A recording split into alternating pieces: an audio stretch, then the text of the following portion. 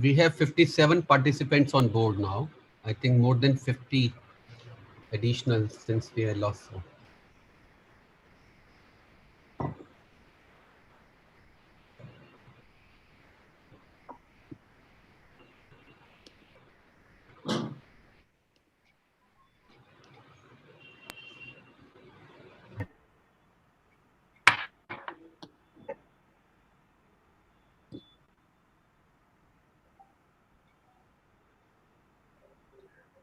We can start, sir. Hello, good evening, everybody. It's my proud privilege and a pleasure to welcome you all for what I see as a new series of introducing a very unique approach to all of you, an approach which has been around for a while and somehow has been hedging at the gates of Indian market, still trying to find acceptability. I am Dr. Rajesh Malhotra. I am the professor and head of orthopedics at the All India Institute of Medical Sciences, New Delhi. I am joined today as faculty by my colleagues, two of them from my department, Dr. Vikrant Manhas, who's an assistant professor in our department, and Dr. Deepak Gautam, who's also working as an assistant professor at the All India Institute of Medical Sciences, New Delhi. We are also joined as faculty by Dr. Rohit Luthra, who's working in Pune. And this program has been organized by the Department of Orthopedics, All India Institute of Medical Sciences, New Delhi, and the Orthopedic Research Society of AIMS. And I take this opportunity to thank Dipusintes for their unconditional support. And let me at the outset tell you, today we are not going to teach you how to do direct anterior approach. We are not going to sell you the direct anterior approach.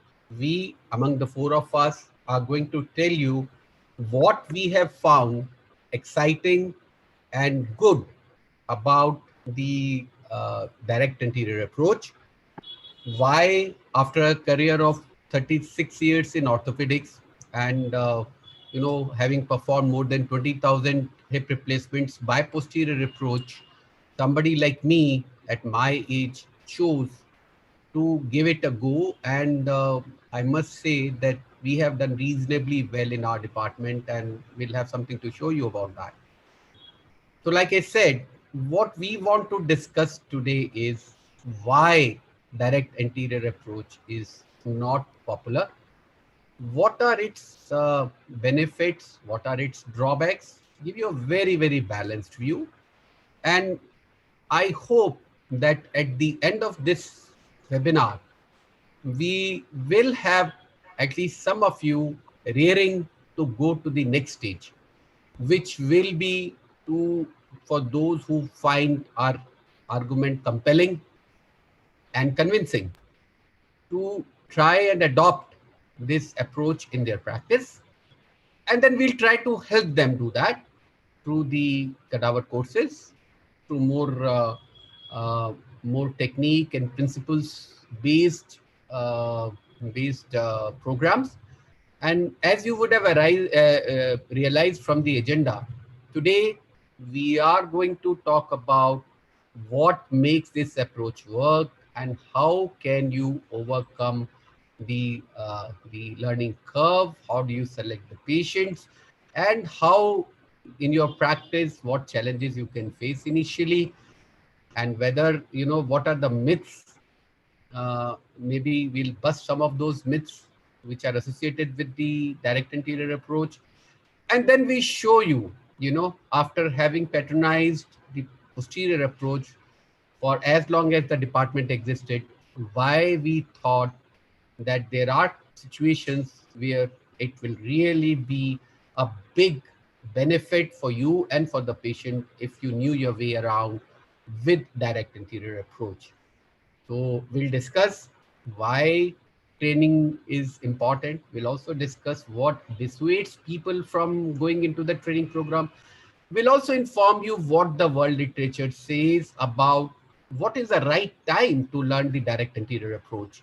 So this is going to be a very, very overarching, generalized thing without meaning to sort of upset you with the details. We can teach you all the details. We are quite clear that each one of you has the potential to learn it, overcome the learning curve, and get on top of the technique. But before that, for me, it is very important for you to realize the right uh, place which it occupies and which it deserves to occupy in your practice, in spite of the fact that it's not a widely accepted approach all over, and definitely not at all in India, except for less than a handful. We would like to start the program by a survey poll. So are we ready for the poll? And I would request each one of you to participate. It will help us gather information about you guys. So let's have the poll.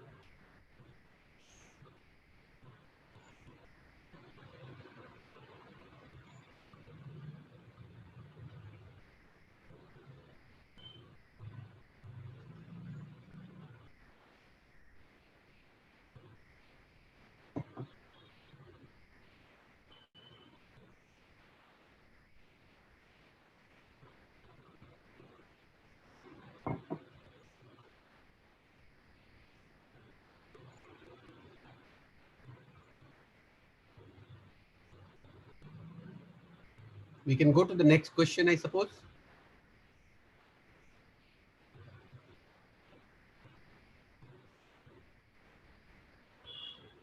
That should be a quick answer, I think.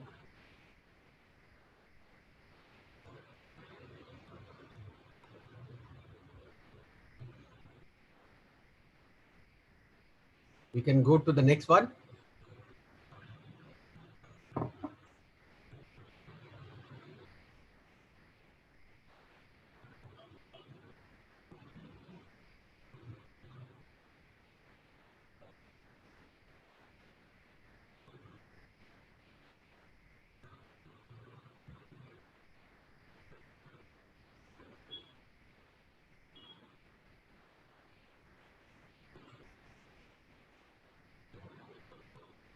Those answers are going to give us an insight about what you think and whether it's the same as the world over or is it any different.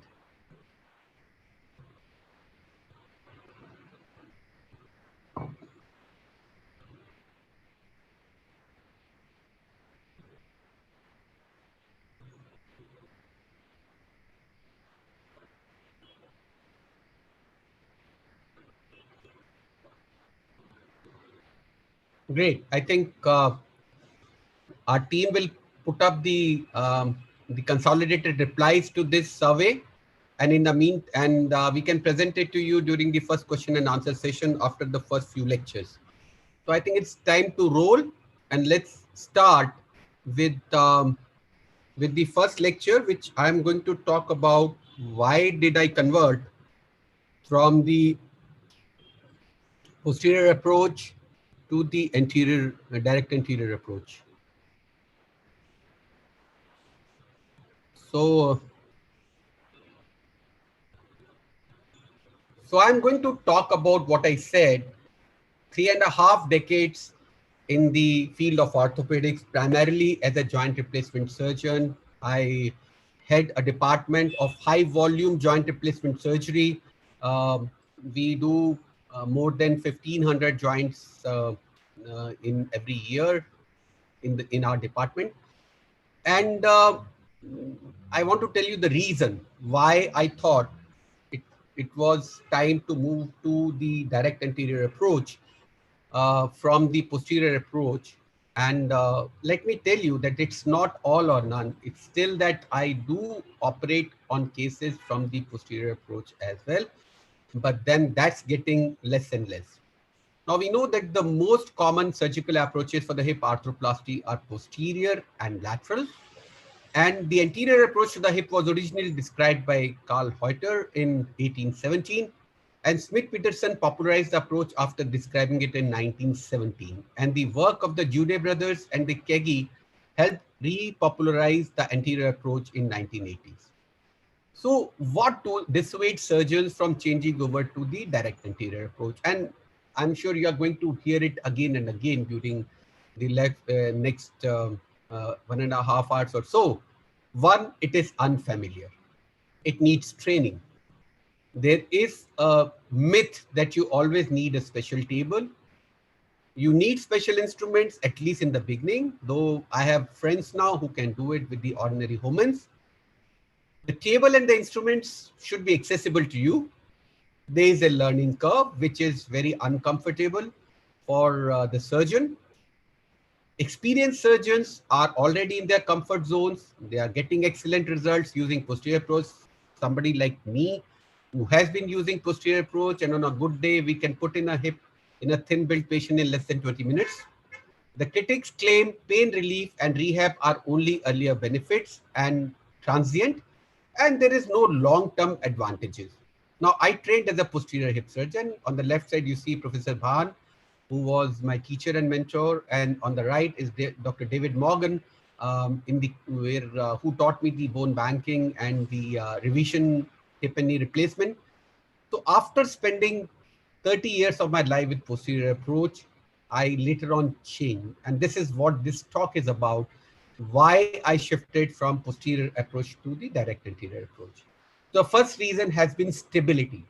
We all know that the direct anterior approach has significantly low dislocation rate. I often joke with my colleagues, with Dr. Deepak and Dr. Vikrant here, that it is very difficult to put the cup in retroversion by direct anterior approach, which is so easy to do by a posterior approach. And I can tell you, I have seen a lot of inexperienced surgeons essentially remount the posterior wall during the posterior approach, put the cup in retroversion, or go wrong with the version in the femoral stem and have a posterior dislocation, which is most common with this. Now, the literature reports 0.6% rate of dislocation in a series of nearly 1,300 cases here, 0.2% dislocation in over 1,000 cases here, and 0.4% dislocation in 1,035 cases. And you will agree with me that the dislocation is a nightmare of an arthroplasty surgeon. The posterior approach is associated with slightly higher dislocation rate compared with the other approaches. That fact has been established. It is 0.6% compared to 2.8 to 4.6%. So that's close to 8 to 9 times higher risk of dislocation with the posterior approach as compared to the anterior approach. So that was first reason. The second is faster rehabilitation. Now, if you look at the world literature, the more percentages of patients were discharged to their home versus a rehab facility when they underwent the direct anterior approach. And that's because it's an intermuscular, internervous plane approach. You don't cut anything. And I had always decided that the day I do a daycare hip replacement, it will only be by direct anterior approach. And, the faster rehabilitation, less pain, and less risk of dislocation when I send the patient home. So there is significantly low early pain score in direct anterior approach, which helps in the faster rehabilitation. All these papers have shown that direct anterior approach is superior to the posterior approach in terms of early post-operative pain scores, walking distance, Harris hip score, and the hip disability, and the WHO's scores. The third is the less incidence of DVT. Now, there have been papers which have shown that the pulmonary embolism and deep vein thrombosis after direct anterior approach surgery was less than the posterior approach, about 1:2 to 1:5 was the ratio. The next one, which always bothers a hip replacement surgeon, is the limb length inequality. And there are papers which have shown that the limb length discrepancy after the direct anterior is less compared to the posterior approach, which was mean 3 millimeter in direct and anterior approach and 5 millimeter in the posterior approach. Fifth, now one of the factors which dissuades everybody is the need for a special table. And the fact that it can be done on an ordinary table took away one big, phobia or a deterrent for me. So once you use an ordinary table in patient in supine position, it's easy to use. It helps in accessing both limbs. You can check the limb length discrepancy and you can easily use the fluoroscopy. This is a paper in 2017 which has shown the good acetabular placement accuracy with DAA even with a freehand technique which had only 0.31% dislocation rate, component placements accuracy of 85%. So this was on a regular operating table. So it's not that it is not proven in the literature. Another paper without fluoroscopy, conventional table, it shows, the optimized femoral stem and component position. This is what we do. We use a fracture table and or we can use an ordinary table. The other leg rests on a Mayo table, which the height can be adjusted and it can be moved out and the leg can easily be manipulated manually to go in extension, adduction, and external rotation. So the unencumbered use of intraoperative fluoroscopy on ordinary table in DAA is documented, and that takes away one big factor out of the equation. Because a lot of people feel about the cost of a special table as well as the availability of a special table. And it has been shown that the radiographic outcomes um, and the um, and the results can be comparable even with an ordinary table. So this is a use of fluoroscopy. You can see the reaming and then you can see the component placement. I have never been happier about the position of my components ever since I started doing, because when you are in lateral position, you have to take into so many facts in consideration, whether the pelvis is higher or lower, if the head end is lower or higher, the patient is tilted, falling towards you or away from you. These so many factors influence the position of the cup that when you straighten the position, make him supine after the surgery and check the position, you are still keeping your fingers crossed as to how close to perfection you are. No guesswork here. You are doing it all under image. The next one is no extra cost, because there have been papers which have shown that the 90-day post-operative cost is actually less. And when you talk about financial impact of total hip arthroplasty, the direct anterior is cheaper. Essentially, these are Western papers. So this is in terms of hospitalization and the cost associated with the hospitalization. And then, of course, like I said, the reason number 7 is I always believed, as is said in this paper, that DAA is the approach of choice for the daycare surgery. So if I really want to do a fast track arthroplasty, this is the way. So this is my experience with daycare, and I'm sure it happened. It could have happened with the posterior approach, but not so comfortably. We could actually send the fellow home same day after making him climb stairs, walk around, and actually he got into an auto rickshaw and went back home the same day. About the outcome, the direct anterior has better early outcome in terms of pain relief, Harris score, and gait pattern. These facts are known to everybody. There's a significant difference in early pain scores in favor of DAA in a lot of literature. And then the forgotten joint score is intended to determine the whether one can live while forgetting the presence of an artificial joint, and this is been shown to be significantly higher in direct anterior approach group than the posterior group, and this again has been documented. So rate of wound complications is been known to be comparable without any significant difference between the direct anterior and the posterior approach, and there has been no difference in the infection rates, wound complication rates. So it's nothing to be scared of that you will likely to have more infection and more wound complications. This paper in Journal of Arthroplasty showed that direct anterior approach is superior to posterior approach in terms of early post-operative pain scores, walking distance, Harris score, who's during the first 3 months. And of course, they showed that there was no difference after 3 months. To me, one of the biggest attractions has been asking the patient, not having to ask the patient about the precautions. We discharge patients, we ask them, what car are you going in? So if it is, it's a Honda City, I'm worried because the patient with a posterior approach might dislocate. We ask them to get, at least a Centro or a four-wheel drive. This, ever since I started doing direct approach, it is so pleasing to me to see patient lying in ward without the Charlie pillow between their legs and not asking them to avoid sitting on the low seat. And I think it makes a lot of difference. Very reassuring to the patient, because when you tell him you're not supposed to do this, you're not supposed to bring your legs together, you're not supposed to bring your knees higher than your hips, they are worried whether what happens if they do it. And one of the big attractions, apart from the daycare surgery for me, has been the cosmesis in the young females. This was a 33-year-old female with post-tubercular arthritis of the left hip with severe restriction of the activities of daily living. And this is the scar which I gave her. And, she really doesn't have to wear this kind of underwear. But if she's in a bikini, nobody will know that she has had a hip replacement.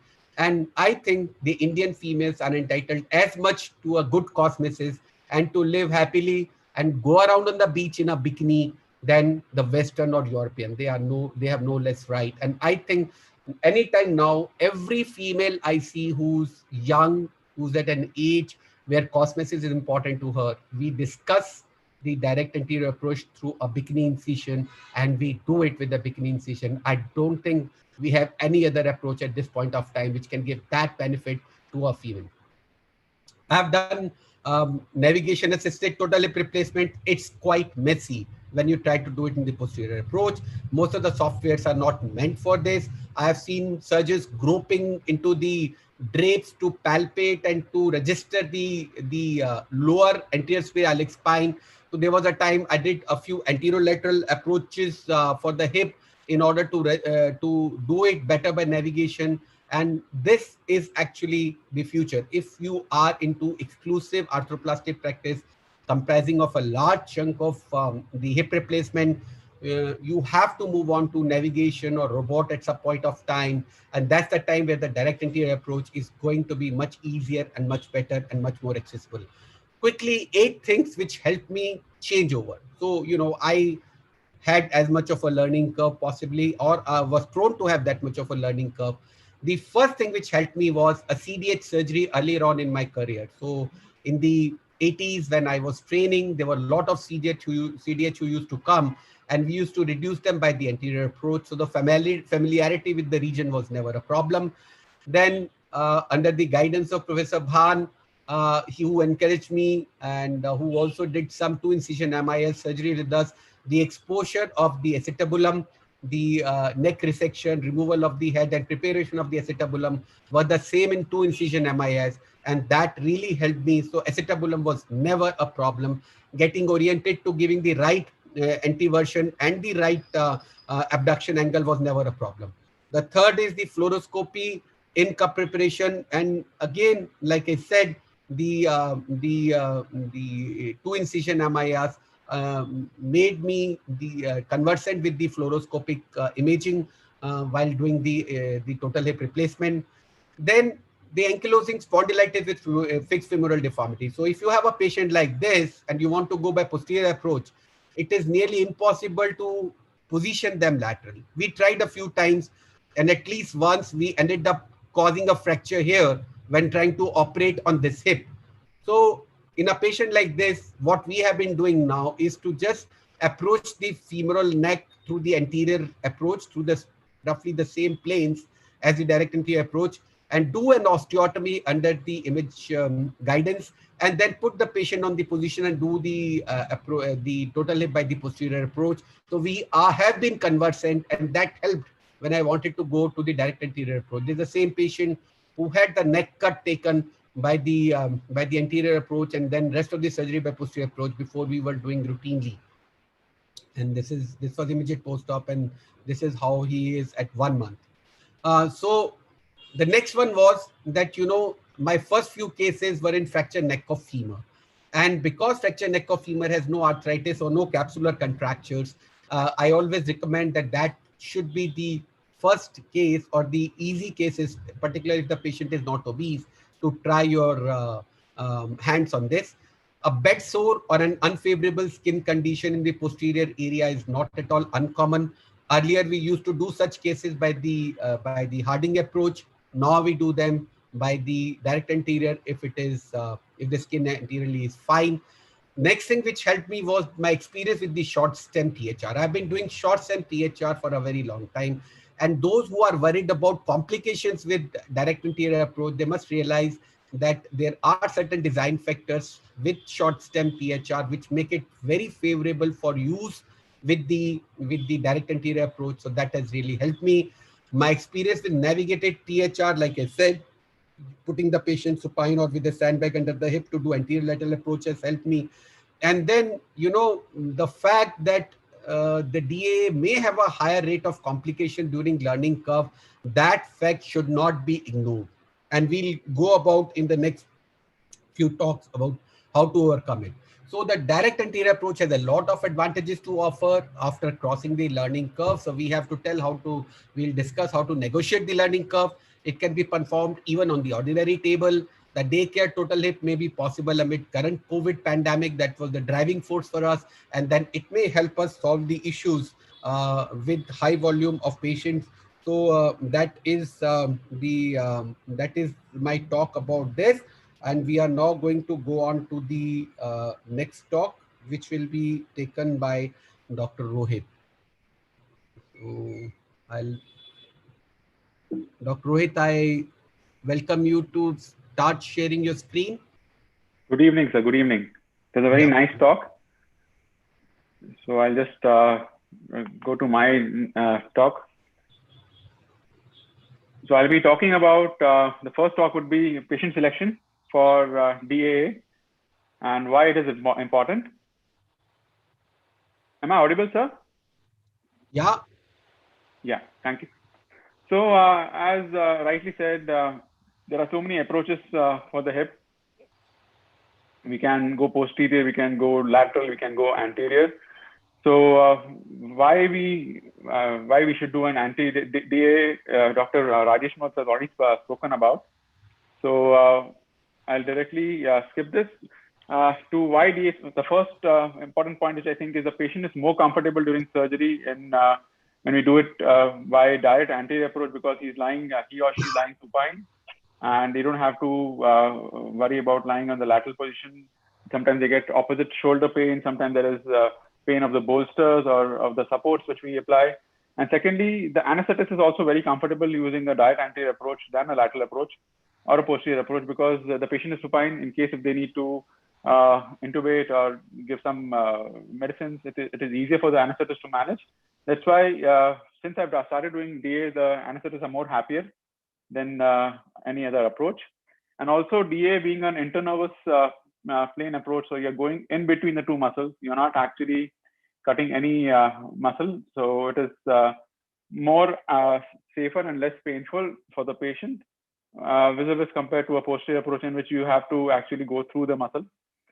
So coming to the point of patient selection, so patient selection is very, very important, because it is as important as cherry picking. I would say would be a tall, thin, and lean patient, ideally with a BMI less than 25 to start with. Young males with good bone quality are very good candidates, and also less muscular patient, because then going in between the plane of muscles, it's easier for patients who are less muscular, because you can easily retract the muscles and you can easily do the surgery. Patients who have a narrow ilium are also good, because the ilium does not come in between when you're preparing the femur. And also those who have a valgus femoral neck shaft angle are ideal candidates, because you have a larger room to do the surgery and you can easily do such cases. So these are the ideal patients for DA in early cases. So there's one more point, that if the distance between the tip of the ASIS and the tip of GT is longer, the patient is a good candidate, because you have a lot of room and there's a lot of space to do a DA, especially in your initial few surgeries, because the DA has its own learning curve. So you don't want to actually start with a difficult case and then end up getting caught in a difficult situation. So whom to avoid? You should avoid elderly females, especially who are osteoporotic, because there's a chances of GT fracture in such cases. And neck femur fracture who also are very, very osteoporotic should be avoided. Patients who have preoperative acetabular or femoral deformity, you should also avoid such patients. And morbidly obese patient, BMI more than 35, who also have an abdominal pannus, loose can fold hanging, because abdominal pannus can sometimes interfere with surgery. And also it might also interfere with wound healing. So you should avoid such cases. And also patients who have had previous hip surgeries or who have contractures or there's significant shortening, you should avoid in such cases, because preparing the femur becomes a little difficult in such situations. Coming to obesity, usually DA is a very good approach even for obese patients, because the amount of fat which collects around the anterior part of the hip is not very significant, and there is less fat between the skin and the joint as compared to a posterior approach where you may have more fat as compared to a DA, because in an obese patient there is more gluteal fat, especially in obese ladies. The amount of fat can be really big, and it can be difficult for you to actually approach the hip through posterior approach. Now, coming to downsides of DA, you should avoid DA in situations where you want to access the posterior column of acetabulum, because through DA, it's very difficult to reach the posterior column. And also you should avoid in DDH patients, especially type 4, Croway type 4 DDH, in which DA would not be a good option. So as the number of cases increase, you can slowly start doing DA in patients who have femoral rotational deformities, with narrow femoral canal, with varus neck, but gradually. So you have to go very gradually. Initially, start with simple cases. And also you can do certain cases with acetabulum deformities, protrusio, dysplastic hips. And there are certain surgeons who are also using revision DA in revision PHR cases. And they're doing all sort of revision cases, putting cage, putting long stems and everything. So the importance of patient selection is to avoid complications in early cases. Otherwise, one may get disheartened, and then to proceed to complex cases. And as I told you, that revisions are also possible with DA. So that's why a patient selection is very, very important. And you should choose wisely initially for first few surgeries till you gain confidence, and then slowly go in for more and more complex cases. Thank you.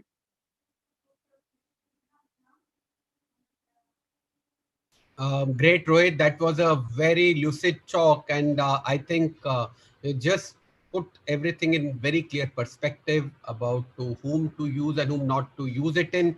I would just supplement what you said by saying you did mention that fracture neck femur should be avoided, and a short while ago I said that if you want to try, you should try neck femur. So I don't want the audience to get confused. If you look at the patients, male patients especially, who are between 60 and 70, very often have got very good bone stock, and they have a very good diaphyseal bone. So osteoporosis is a worry, because if you don't do your releases very well, you can actually cause a fracture trying to rotate the femur. That's what Rohit said. Right. On the other hand, if the bone stock is good, it's a traumatic neck femur in a patient who's anything between 55 to 70, young male, middle-aged male with good bones. The reason why I said fracture neck femur was because, for two reasons. One, that the fracture neck femur is more prone to dislocations, and they are the patients who, and I'm going to talk more about it. And the second reason is that, the capsule is not that of an arthritic joint. The capsule is very patulous. So the releases are very easy. You can actually, if you're not happy, you can just do a bipolar to start with, because the laxity is there. What causes the recurrent dislocation in fracture neck femur after total hip replacement is the soft tissue laxity, because they are not arthritic hips. They are normal hips before the fracture. So we'll have more to discuss about it. I'll now go on to my next talk, which I think should be the most important talk, because that's what worries everyone. And that is how to overcome the the learning curve of direct anterior approach, because that's the biggest problem. We are all we have a resistance or inertia to direct anterior approach because we feel it is difficult to learn. There's a long learning curve and nobody wants to risk complications during this learning curve. So this is what I'm going to tell you about, how you overcome the learning curve from my experience and from the experience of my friends and those who I share the knowledge with, and also the experience of other people from around the world. So what we are going to discuss is what compromises the acceptability of direct anterior approach, and that has been touched upon shortly. Does the stage of your career matter? Whether you start trying to learn direct anterior approach as a postgraduate or senior resident, or as a practicing orthopedic surgeon, does that make a difference? Is learning curve a big deal? How to overcome the learning curve and some tips and tricks. Some of them will, of course, be repetition. So in this particular paper, the authors, they did an email survey to the members of ACS, as American Association of Hip and Knee Surgeons. And this was the interesting result. They asked them, does the introduction of direct anterior approach affected your practice? So those who are doing currently the direct anterior approach, 3/4 of them thought that being able to do the direct anterior approach actually helped their practice and increased their market share. Those who were not doing, 2/3 of them felt that they lost out on patients because they were not doing direct anterior approach. So two riders here. One, that in spite of losing the market share, 97% of those who were not doing direct anterior approach did not agree to start off DA. And that is first. So although they were losing out on market share, they were not willing to switch over to direct anterior approach, a very important factor. And that's what we are going to discuss. And second is, of course, these are all by and large American papers. So there the market pressures are more. I can understand if in India there's no market pressure and there's you don't stand to lose these, but this is just one aspect I want you to know, that even in America, those arthroplasty surgeons who are losing out on market share because they don't do direct anterior approach are hesitant and reluctant to the extent of 97% of them not wanting to switch over. So what are the causes? So the biggest cause, as you see in 61.5%, was concern for learning curve. Then the second largest, 1/4 of them said they were, for them the barrier was that they were not trained. And then 7.7% each said longer operative time and the need for special OT table. So this is by and large, I think, almost a global phenomenon. And I'm sure it's no different in India. So what has been realized is that the learning curve is a consistent barrier to adoption of direct anterior approach, primarily because of number one, the fear of higher complication rates, and two, familiarity with alternative approach. So I'm sure I was told by the people who are supporting the DPU that they asked a lot of patients, lots of surgeons, and the people who registered constitutes a large number of experienced arthroplasty surgeons who are already quite comfortable doing total hip replacement in large numbers every year by the posterior approach. And they are already in practice. They have favorable clinical outcome. They don't have the time or the opportunity to pursue formal training. And then many of them will raise questions about clearly defined benefits over alternative approach. So like Dr. Ranawat says, I've got this much of success rate. Show me something which has got better results and I'll change my practice. So that inertia where you think that you are comfortable with what results you have got. And that's why I sensitized you in my first talk to certain situations, some of which do not allow you to do a posterior approach at all, or sometimes you may have to switch over for a better technology to be able to use that. Now, this was a I mentioned that it does matter at what stage of your career you are introduced to the direct anterior approach. So if the residents learn direct anterior approach during training, this reduces the complication rate because they have not learned the posterior approach yet, or they are learning the posterior approach as well as the anterior approach at the same time.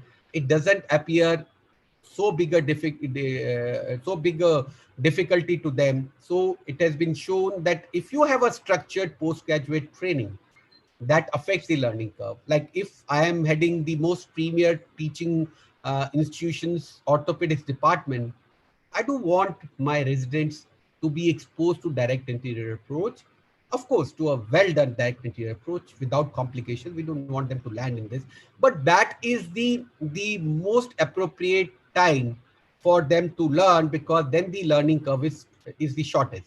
This is a single novice surgeon who started learning the anterior approach as well as the posterior approach at the same time. So this is not a seasoned established hip surgeon. He wants to do hip replacement, so he learns both. And this is the evaluation of his 376 total hip replacements. And he said the dislocation rate and length of the stay were lower with direct anterior. The functional outcomes were better at 1 year at direct anterior. And the operative time was definitely higher initially, but equalized during the learning curve. I may mention here, because this person had an opportunity to learn the posterior and the anterior at the same time. A lot of people subscribe to the thought that if you are a hip surgeon, you should be a circumferential hip surgeon, which means that you should be able to do the access the hip from all sides, say anteriorly for a congenital dislocation of hip, say by medial Ludloff approach if you have to remove an osteochondroma from near to the lesser trochanter. So this concept of circumferential hip surgeon is extremely important for those who are wanting to be the specialist hip surgeons. Now, this one is about the institutional experience of surgeons after their learning curve. So they compared the intraoperative complications and the return to operation room between the direct anterior and the posterior approach, and they found no difference in the intraoperative and postoperative femoral fracture, no difference in infection rate, and fewer dislocations with DAA. But important thing, and this is a latest paper which has come just a couple of months back, but the important thing here is this, the after their learning curve. So if you have overcome the learning curve, then other than slightly increased operative time at the and in return of benefit of lower dislocations and faster rehabilitation and lesser pain, there is no difference. So you can so again the point which comes out is that if you have overcome your learning curve, so the difficulty, the resistance, the inertia, the fear, the phobia is only as long as you have not learned it. Right. So this is a paper which said, okay, let's find out what is a learning curve. You'll be surprised to know that a curve of as few as 10 to as many as more than 1,000 has been described as the number of cases required for overcoming the learning curve. But this particular paper looked at 63 surgeons who had performed 5,500 hips, and they included only those surgeons who were performing more than 100 procedures, and they looked at the time for surgery and reason for revision, and they found that it was only for the first 50 cases that the revision rates were higher.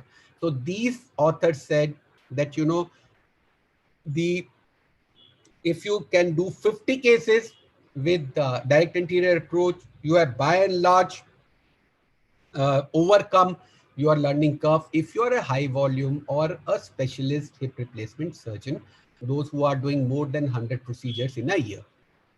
And this is the crux of the talk. Now that we have talked about the importance of the learning curve, I highly recommend to you this paper by my friend Neil Chet Perry from Philadelphia. And in this paper, he describes how he devised a regimented, strict protocol by which he himself overcome the learning curve, and then he trained his residents to overcome the learning curve, and how he improved upon it. So let me take you on this journey of how learning curve can be overcome from the experiences and thoughts of possibly one of the highly experienced direct anterior approach surgeons in US. But before giving his approach, he said, if you are switching your approach, think of four things. One, visit an experienced surgeon who does DAA. Two, observe a series of cases. Three, attend a cadaver lab. And fourth is perform independent surgery. Right? I'll add a fifth one to that. Never change two things at the same time. Never change your approach and navigation, approach and implant, because try to change only one thing at a time and you reduce the risk of complications. So these are the 10 steps which I have actually abstracted from his talk for you, with due credit to him. And he's one of my best friends. And so first thing is familiarize yourself with the new normal, the anatomy of the path which you are going to take. So in his case, and I heard his talk in Colombia, for the Colombian Orthopedic Association meeting, which was attended by the topmost surgeons from US and Canada, and I was also speaking there. And he described how he could overcome his learning curve. So first 1 month was dedicated to mastering the relevant anatomy and literature. You don't just jump into it. It's a very methodical, painstaking system. The second is you visit an experienced direct arthroplasty approach surgeon. So these are the pictures taken by me in Germany when I was looking at the surgeon doing a direct anterior approach. So you can see the special reamers, off-ended reamers. You can see the special instruments here. I put this picture here to show you that during the surgery, the toe is actually facing the ground. And I was horrified. When we were children, we were told that the ghosts walk with their toes facing backwards. And I had never seen anything like this. It is possible only by adequate release and adequate external rotation, so that the toes were facing down. And that was the thing which had the femur looking at him, and he could prepare it quite well. And that's what people say they need the special table for. And that's what we are able to do without the special table. But visit an experienced surgeon, see him do it. If you try to do it half-heartedly with incomplete training, you are never going to get on top of it. Then what they did was, he, after having read the literature and the anatomy and visited the surgeon, he mastered the details of the technique. So he drew up a technical guide. He wrote everything: how you're going to position the patient, where the incision is going to be, what approach you are going to use. Every step was detailed. Anatomical diagrams were made. The clinical setup images were made. The intraoperative figures were drawn. The step-by-step step text narrative was drawn. And then, after scrutinizing the commercially available videos, looking at all those videos are available by various surgeons on the YouTube. You can go over them. And then what he did was, he added to his own technique the steps which he had missed but were mentioned by the experienced surgeons in their videos. The next one, of course, is to attend a cadaver course, because in a cadaver course, you can learn, you can create a complication, get a first-hand experience without anybody having to suffer for it. So cadaver course is a must. Some people will go as far as to say attend 2 cadaver courses, but you cannot master a direct anterior approach without cadaver course. Assisted demonstration surgery. So this gentleman came to our hospital way back in 2015. He went around. He went to Primus Hospital. He did one surgery with Professor Bhan there. He came to my hospital. He did one surgery here. We could see him. Key thing, he did not use a special table. 2, he used a short stem, something which I've been telling you, that you can make it easy for yourself, reduce the risk of complications by doing certain things initially. Once we have mastered it, now we put corals and we put the standard length stents through the direct anterior approach without any issue. But when you are in your learning curve, it makes it much more easier to put in a short stem. And this gentleman has been kind enough, a lot of my fellows, his name is Thomas Muller. He's in Vienna. He has trained a lot of my trainees. He's accepted them as fellows. And he came to AIMS and we did exactly what is the best way to do it. He did one side direct anterior approach. I assisted him. I did the opposite side. He assisted me. This was, by the way, on a special table which we had in trauma center, and we were operating in trauma center at that time because our operation theater was undergoing renovation. But he works only with this special table. But then I had to learn the releases and how to prepare. So this was the rider. The seventh step, which Neil Shet-Perry says, is that you perform 2 direct anterior approach surgeries where the surgeon proctor who has trained you is in the room. He doesn't scrub. You have scrubbed with him for a demonstration surgery, but then you operate, he's around. So in a systematic fashion, you fine tune each step through the procedure under direct guidance. And then he says, after these 2 surgeries were done by him, the protocol for surgery number 3 to surgery number 30 was: 1, night before the direct anterior approach was to be done, the entire team would watch the video. They would review the annotated technique guide. After the case, there would be a debriefing for 30 minutes. The team will discuss what went well, what did not go well, what could have been performed better as a team. The technical guide was revised several times because if you came across something which you were not prepared, they went on to make a version 15, starting from the first one he had drawn. And after first 10 cases, and this has been our experience also, after first 10 cases, the surgical time decreased dramatically. Now, protocol after 30 cases, he went to visit the experienced surgeon again. And after that visit, the surgical time reduced further. He observed another 3 direct anterior approaches, added another 2 pages to the annotated notes to the technique. And 10th step was, and he asked the experienced surgeon to come to his center and observe the team a second time. You remember he was there first time when 2 surgeries were done, and then the learning, the process of overcoming the learning curve was complete, and he is now a high volume surgeon. In this particular paper, he compared the last 100 cases which he did by posterior approach with the first 100 hip replacements he did by direct anterior approach. So we shortly discussed that Australian paper from registry where it said which said that 50 cases is a modest estimate for learning curve, but trust me, it can be less than that. The learning curve duration depends on when you see a reduction in the length of surgery, the length of stay, the operative time, complication rate, and an increase in the surgeon comfort level or the other parameters, then you decide that the learning curve is over. Now, some tips and tricks to wind up this talk.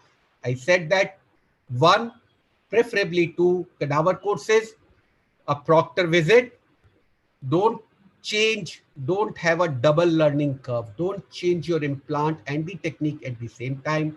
Imaging will make you comfortable about things not going wrong. You can see what you're doing. I have used sometimes in revisions the image fluoroscopy in a lateral position when I was revising through the posterior approach, and everybody knows it's a mess. And do the easy cases for the first 20. Rohit has also mentioned that try to work on the thin flexible females, tall thin males without protrusio, limited osteophytes. They are the ideal cases. For this, allow adequate time for the cases. Don't be in a hurry. So if we have 20 hips or 15 hips lined up in one day or 10 hips lined up in one day, it's unlikely that we'll be able to do a direct anterior approach that day. But if we have 4 or 5 hips, we'll do definitely at least 2 or 3 out of them by a direct anterior approach. So we keep it flexible because we are high volume center. So it all depends on how many cases we have, but we never do a direct anterior approach in a hurry. Become familiar with the instruments before case. You can use the sawbones, though they are of little help because this is a lot about soft tissue releases, but the use of the retractors can be learned nicely from the videos and from sawbone. And the future will be simulation and video based technologies, so that you will have, the devices, the haptic devices, or the virtual reality, where you will be able to practice the entire procedure in a virtual manner. Till then, I think the proper theoretical learning, going over the procedure, understanding anatomy, and most importantly, doing practice on cadaver and visiting surgeon and have mentorship from an experienced direct anterior approach surgeon will be the thing which will take you through the learning curve. So persistence, positive attitude, and patience are the key.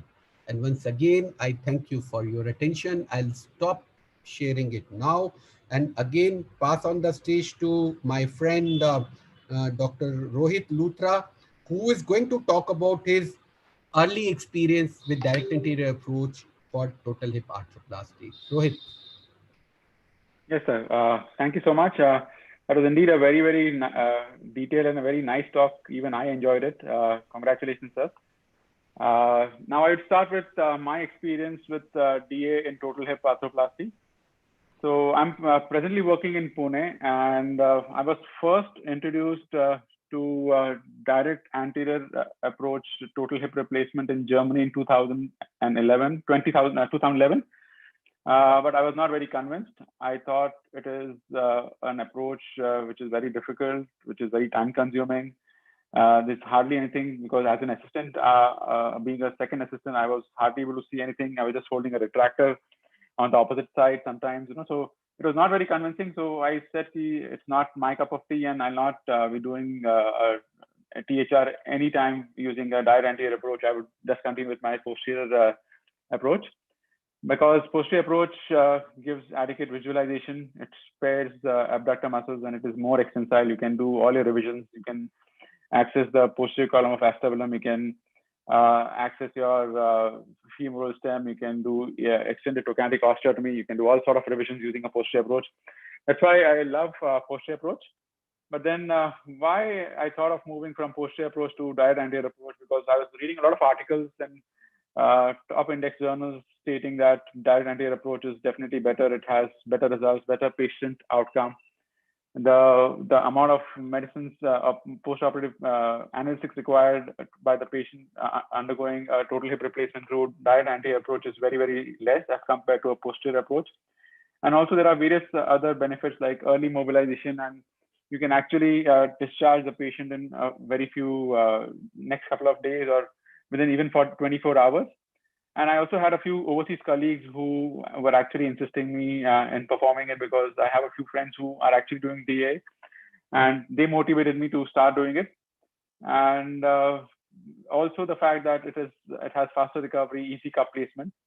And the most important, I think, was doing a bilateral simultaneous total hip replacement in the same sitting. So that was the main reason I wanted to jump to a direct anterior approach. So DA is an ideal approach, we all know, because it is going in between the two muscles, which is the tensor fasciae lata and the sartorius, and you don't have to cut anything. You directly approach the hip joint anteriorly, while in lateral approach, you might have to go through the gluteus, or posterior, you might have to go to the gluteus maximus. So there's a higher chance of dislocation, and you have to actually advise patient to avoid doing certain things. So that's why I wanted to learn direct anterior approach. And there are so many, as Dr. Rajesh Malhotra has already highlighted, that there's so much of literature stating why the DA is better over posterior or anterolateral approach or direct lateral approach. So I'm not going to details about literature, because there's one more talk coming up about literature.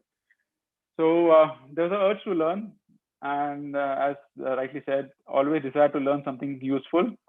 So I wanted to learn, and then I started reading about it. I started watching so many videos on YouTube, on ViewMedi about DA. Then I started, so this was all happening when we first had the lockdown coming in. We had a lot of time, surgeons had a lot of time, and I started watching a lot of videos about diet anterior approach. I started attending so many webinars which were happening on diet anterior approach surgical demonstration. Then there was ICGI webinar. So all this I started attending, and the interest grew more and more. Then I finally started, let's start, and I wanted to do a direct anterior total hip replacement. So this is what my setup. I use a normal table. So this table actually has two limbs which can be separated, and each can go down. And it actually, you can flex or extend the table from here, and you can extend up to 50 degrees with this. And these are the basic instruments which we normally use for our direct anterior THR surgery. So my first patient was a 32-year-old male, thin and lean. He had hip AVN, which is not complex, no protrusio, not much of osteophyte. So he was my first patient, and I really wanted to do it. So this is what we did. So this is my operating table. So this arrow indicates where the hip, the table extends. So the patient is brought down, the legs are left hanging, and then you can put a Mayo's trolley as demonstrated by Dr. Rajesh Malhotra.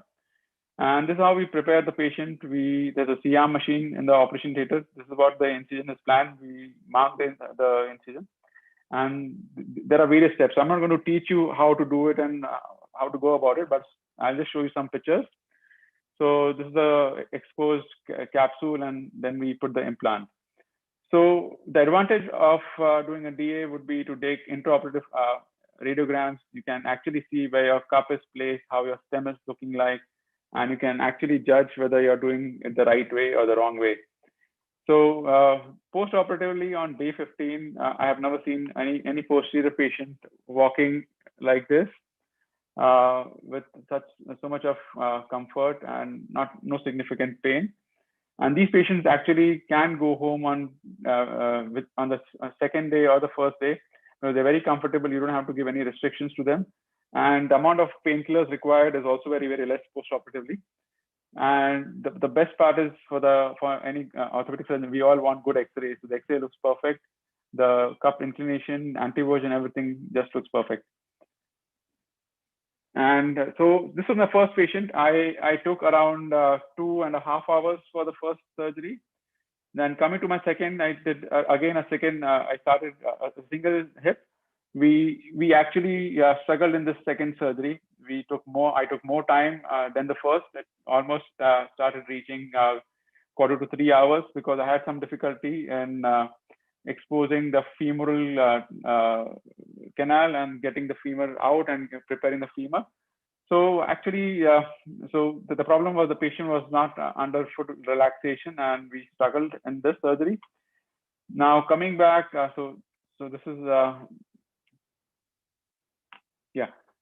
so this is how we were doing the surgery. So coming back, then after surgery, I rethought. I gave it a rethought that whether should I continue doing DA or go back to my posterior approach, because I was actually going out of my comfort zone, and then I thought, why should I waste so much of time? But then I went back, I saw some more videos, attended more webinars, and rethought what we did wrong. And as we all know, there's a steep learning curve to this. So after a few days, we again started working out. I had a detailed meeting with my OR staff, with my fellow, and we planned how to do it. Then we did a first simultaneous bilateral DA THR, and you see the X-ray just looks perfect, and we could finish very fast. So this was both the hips were finished over close to 4 hours in a single sitting. And the advantage is you get a very good limb length, the offset and everything just looks perfect, and you can actually take intraoperative radiographs. Then again, so the ball started rolling, and I was getting more and more confident. Then we did again a bilateral total hip replacement using a short stem with a short banana stem, and this was a collared stem. And this in fact we finished within 3 hours, and the confidence kept building. And the incision also was pretty good, and the patients were actually also doing very, very well with the surgery. Now, one thing which I would want to highlight is the cup position in DA is much, much better. There are various papers. So there's one by Hamilton which compared the DA which versus posterior. So if you see, the posterior approach has a lot of variables, while in DA, the inclination and the anteversion, you actually hit the spot right, because you actually can take intraoperative radiographs and your version and inclination is always close to normal. So this is a video of a patient who 15 days post-op bilateral total hip replacement using the diet anterior approach. And this is his 1 month post-op video. And you see the patient is very comfortable, he's walking and is very happy. So my experience is I've done around 22 diet anterior approach total hip replacement, in which 14 was single and 4 bilateral. I use a normal table. There's no need for a special table. We use routine total hip replacement instruments, normal spikes, which I've already shown you. The average operating time has come down to 100 minutes now, and we've not noticed any dislocation. One patient had a paresthesia, but which recovered slowly. And we had one patient who had a delayed wound healing because I think because the incision was too small. And we did a lot of retraction, the same patient, which took a lot of time during surgery. Otherwise, all patients are very happy. They're doing very well. So my thoughts, DA has excellent post-operative patient outcomes. You can accurately place your implants each and every time, and all your X-rays will exactly look the same. You won't have any variation. The cup inclination, the stem, the offset, everything looks perfect.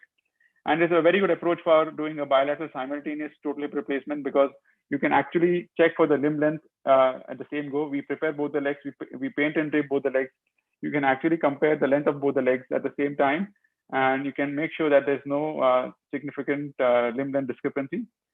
So the thought is, I'm still learning, and I'm happy that I've chosen to learn diet anterior approach. It is not an easy approach. You should all know. It takes time and effort initially, but it's getting better and better. So I'm still learning, and I'm happy doing it. Thank you.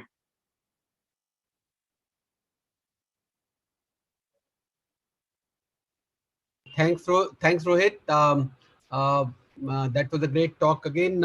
We have some time for question answers. I can see some questions written here, and I'll quickly answer them. I have in the chat box a question by Dr. Kunyavan Silalahi, that is there any different instrument for direct anterior approach for reaming compared with the posterior approach? So I showed you in my visitation to the German center, there are offset reamers. And again, when the 2-incision MIS was introduced, it had an offset reamer, and you also have an offset cup introducer, and you have these special instruments. Now, once you get over the learning curve, you don't need these special reamers and special cup introducers. But till that time you are learning, you will need to have these special instruments. And like I said, this is just to sensitize you towards the surgery. This is not to too many details. This is just to, broach on the topic, to get you interested, get your feedback, and see what worries you. Because we are telling you the utility, we are telling you the concerns, we are telling you what stops people from using it, we are telling you how to get out of it. Now, if you are prepared to walk the whole 10 yards to do this, then everything is easy. You can do it, anybody can do it. There's another question from Dr. Kishore Janapamala, and he said, what is the alternative to table and DA? And Dr. Rohit has already showed you, your question came up before his talk. The table which he showed was the radiolucent table. We can use a fracture table in which we tie the opposite leg and put the limb to be operated on the Mayo table so that its height can be adjusted and the position can be adjusted.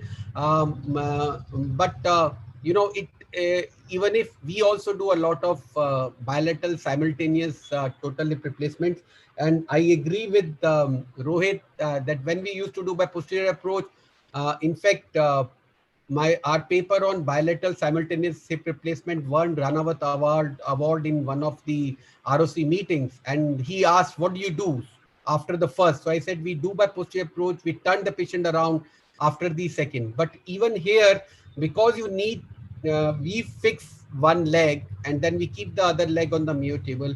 We have to redrape for the other side, so that it will only save the time which it takes to position the patient from left lateral to right lateral or vice versa, but it doesn't change anything else. Now, from Dr. Mukesh Mohan, this is for you, Dr. Luthra. Do you adduct the operated limb under the normal limb when preparing the femur? Yeah. So what we do is I prepare both the legs simultaneously. So one leg which is not being operated is put on a Mayo's trolley, and the height of the Mayo's trolley is increased, while the operated leg goes underneath the opposite leg in a figure of four manner, and you actually can get the femur out very easily if you do good releases without struggling much. So I've changed my protocol, and with every surgery things are getting better, and I'm very happy with the last few surgeries we've done, and we've got excellent results with the same thing. So we usually do that. So let me explain here. Although we have promised you we'll not go into technical details, but I knew that some of it is unavoidable. So the reason why you take the leg down or to take it underneath the other leg is basically to get adduction and the hyperextension. But the key maneuver is external rotation, and that's where the soft tissue releases, because the femur will not move away from acetabulum till the time the pubofemoral ligament has been released, and you will not get the femur pop out in the wound unless the superior capsule has been released. So you do those releases, but basically for preparing the femur, you need a very good external rotation, and that's why I said that if you see them operating with a special table, you will see the toes pointing down towards the ground in a supine patient. That's the extent. So although it looks like 180-degree, it's about 90 to 110-degree external rotation of the femoral neck, but that gives you an excess. And then if you have the limb going down at the foot end, the trochanter will come up. You have it adducted, it will move away from the acetabulum, and then you have the femur presented to you, which you can prepare. After that, it's not very difficult at all. We have a compliment for Dr. Vikas Jain, who's doing to a direct anterior in Indore. And he's asking, apart from Mesculap, any other company which has DAA instruments? So yes, the DPU has direct anterior approach instruments, and I'm very sure as more and more of you start doing it, the more companies will launch, and it will become a compulsion for them. So the instrument you will not have to buy. I have not purchased. So that is not an additional cost, nor is the table. What it needs investment in terms of is not money, but your commitment and your time and your keenness to master this technique. You come to us, we'll show you. We did a bilateral hip replacement yesterday morning, and this morning we have sent him home. The 24-year-old man, a boy, almost looks boyish with juvenile inflammatory arthritis. That kind of recovery I have never seen in 3.5 decades of my practice in orthopedics. Dr. Gaurav Nupane has asked, please share any complications or potential ones which can be encountered. So we had thought that we will leave these for the next series of webinars where we will launch you to. I was almost interested in asking people who are attending that we'll give you the entry to the next webinar only if you have attended the first one or at least watched the recording, because there's no point in going into doing it or trying to work on the patient unless you have really learned the nuances and work with somebody who even for, like I said, 1 or 2 surgeries, after understanding everything, who the surgeon who has mastered the technique. So complications, yes. The most common complications will occur with respect to femur. because if you don't do your adequate releases and you try to rotate, you can fracture it. If the greater trochanter is, the flare of greater trochanter is behind the acetabular cup and you try to externally rotate, you will fracture. If the bone is osteoporotic, you're trying to pull it with the bone hook, you can fracture. And the other complication which people have mentioned is that if you are not careful, you can put the cup in too much of anteversion. So you have to make a conscious effort not to, because you can't put it in retroversion. Very, very difficult. For that, your handle will have to go below the level of the table. But if it is table is horizontal, handle is parallel to table, you are in neutral anteversion. And then as you keep on lifting your handle, you keep on adding anteversion. The other complication is for the fear of fracture, the surgeon often end up undersizing the femoral stem, so they can be early settling of the femoral component, and that's a technical flaw. And if you have templated your hip well, you have prepared it well, you have not sort of put it in varus, there's no reason why that should happen. We are done here with the questions for now. We can come back for that. Are our friends from the GPU ready with the results of the survey? Yes, yes, sir.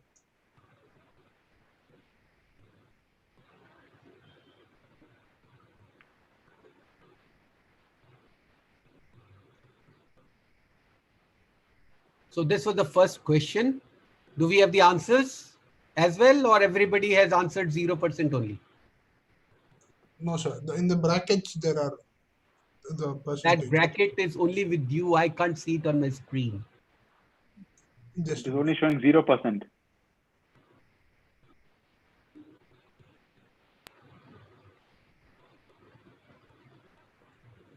No. Still 0%. Still, yeah.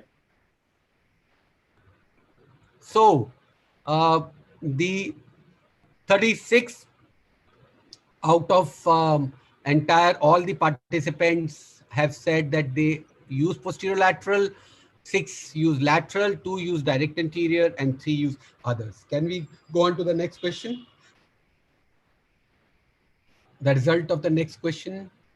So the 11 people have tried direct anterior approach, 40 have not, right? Next question. So, that has been done. Okay, so what according to you is the most important hurdle? And according to 31 people, it's a steep learning curve. So it's a learning curve, as we have been crying hoarse in the start of the program. And that's why articles have been written, protocols have been made as to how you can overcome, but there's no shortcut. The 17 people said that you can't use it for complex cases.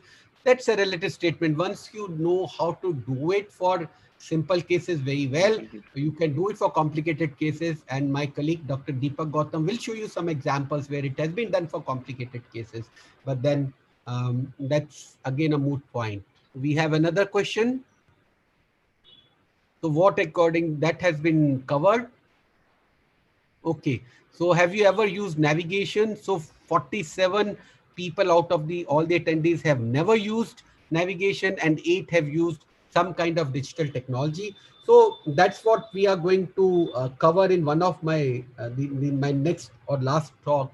But you must remember the direct anterior approach itself, like Rohit said, has been shown to reduce the outliers. And I had briefly alluded to that when I said that I am not confident even after doing more than 20,000 hip replacement as to in a supine position where my cup will be exactly 40 degrees abduction, or it will be 48, or it will be 45.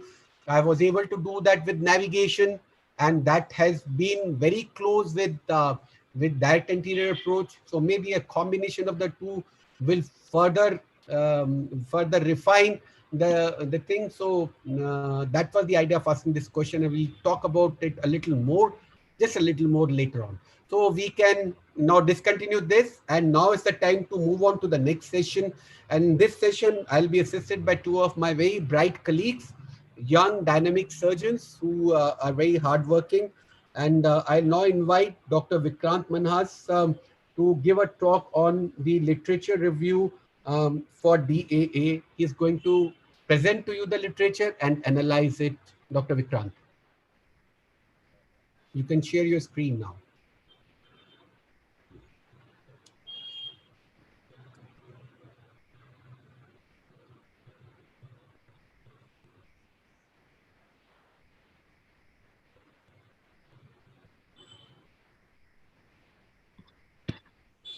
Thank you so much, sir. Am I audible? Yep. So good evening, everyone. And we are very thankful for joining us this evening. Let us see what the literature has to say about direct data approach. To us, the modern evaluation of direct data approach should be done on these lines. We should be able to analyze the literature in respect to hip function recovery and general health recovery. We should be able to look at its reproducibility and associated surgical complications. We should see about what is the learning curve and how we are going to adopt it. And we should be able to see its versatile nature if we are falling in some trap or we have some intraoperative problem, whether the extensile approach is possible or not, and what are the radiological outcomes in comparison to other approaches, and what is the cost for the setup. So these are the common approaches. We all know that the posterior approach and direct interior approach, which has already been shown by the polls, they are the most common approaches which are done in India, but the trends are changing in other countries. So we can see here in the US, in the last 9 years, the trend has changed. In 2009, only 12 people were doing direct interior approach, and now it is about 40 people who are doing this approach. And these are the surgeons which are associated with the American Association of Hip and Knee Surgeons. So the same is with the patients. Patient demanding more DA now, and the patient and the surgeons who are not doing DA are losing their patients to the DA performance, which has already been shown in the last talk. So we started our literature review from here and look at in last 5 years how many publications are there in respect to DA. There are more than 17,000. So we focused our literature review on primarily on the early and the long-term functional outcomes, the radiological outcomes, the complications, and the learning curve.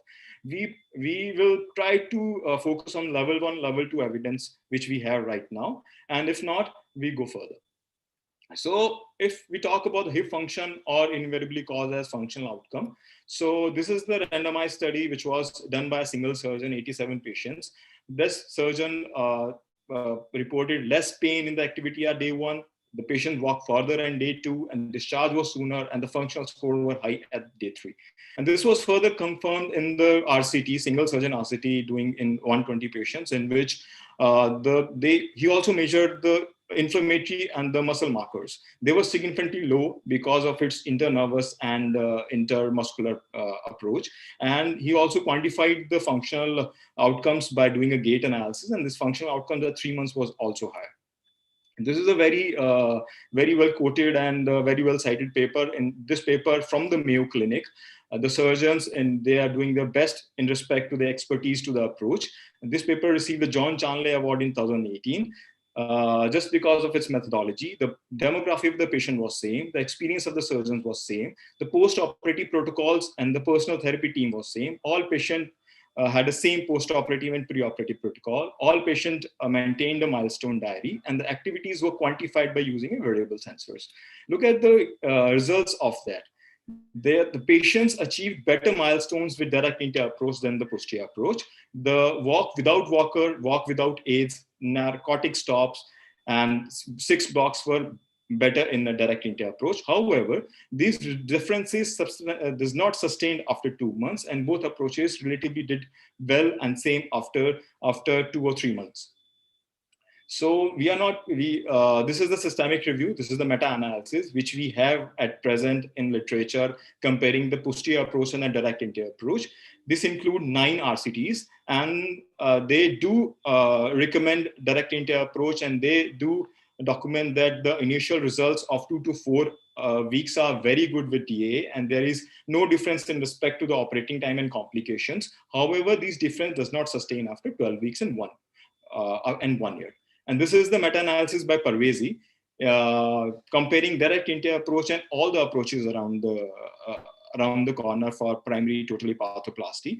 And they say that superior functional outcomes are there for DA. There is no risk of increase in complication, but there is no evidence to support the superiority of one approach to other beyond 6 weeks postoperatively. So definitely there is a literature which says that direct anterior approach is better, give you a better functional outcomes, early functional outcomes, which is in less than 2 months or 3 months. However, there is still a data or a support which is missing to support its validity after 3 months or maybe at 1 year.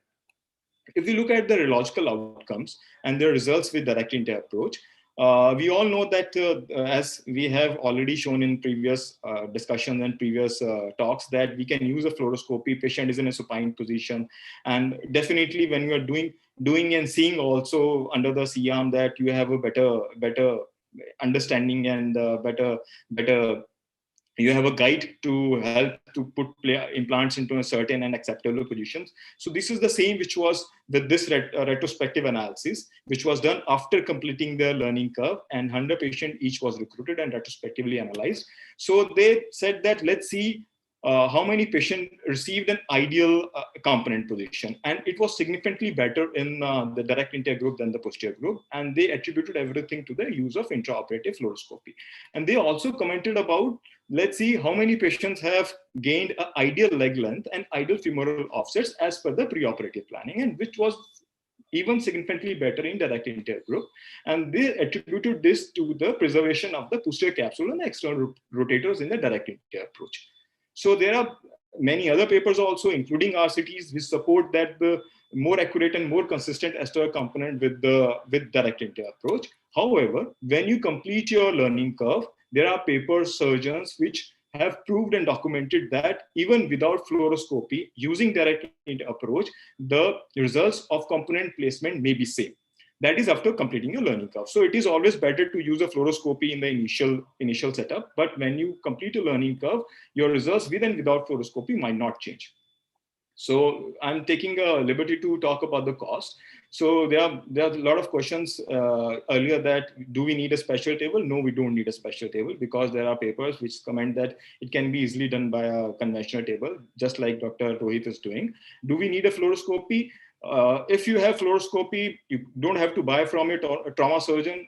It's okay, because you are directly looking at the acetabulum, and you can see and you can feel it and you can put an implant. If you have a fluoroscopy, it's an additional guide, you can always use it.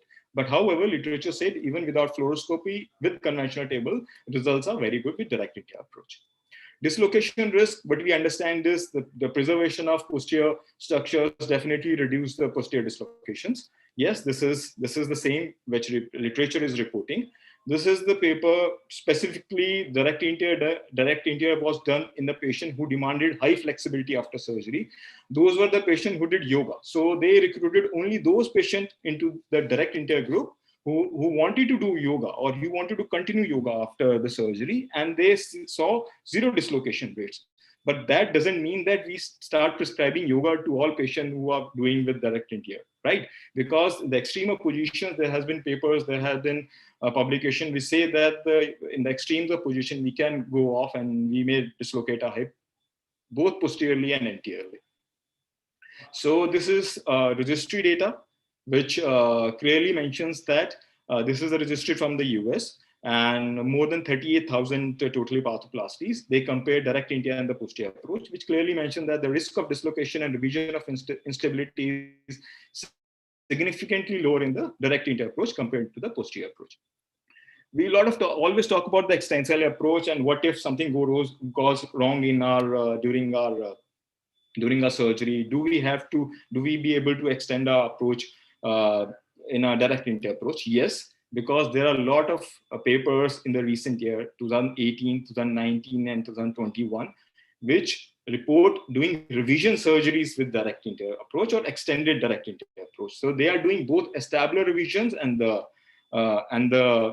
femoral revisions. However, it is not through the same intermuscular plane. It goes laterally and goes through the vastus lateralis. But yes, this approach allows both the acetabular revisions and the femoral revisions as per the literature.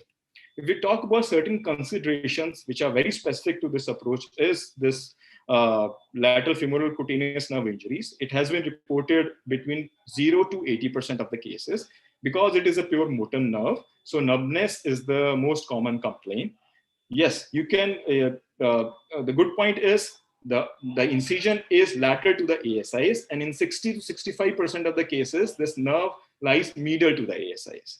And you can have you can go wrong with this nerve, but you have to injure the main trunk of this nerve, which is superior to the inguinal ligament, and which is hardly possible if you are doing a straightforward total hip replacement after a adequate exposure to this approach, right? The symptoms, the literature says the symptoms improve over the time, and it is independent of the hip function because it is a pure motor nerve, pure sensory nerve. So at summary, if you want to conclude, into 2021, do literature support DA? Yes. It reduces early cessation, it reduces pain in the early post-operative period because early cessation of anesthesia are there. It allows early ambulation and release of walking aids, so better function recoveries. It improves the component positioning because of the use of fluoroscopy.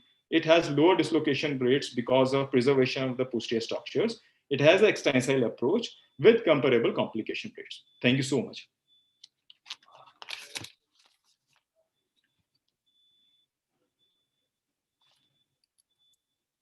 Great.